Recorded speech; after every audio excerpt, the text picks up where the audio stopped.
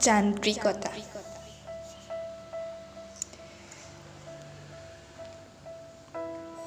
নিস্তব্ধ বহুনিশা উজাগৰে কটাইছোঁ।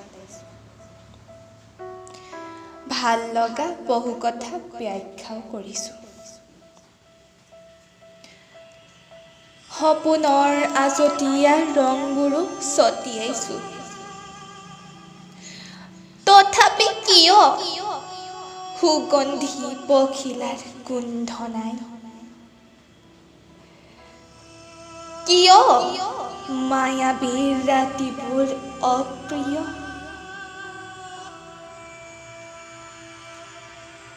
নাই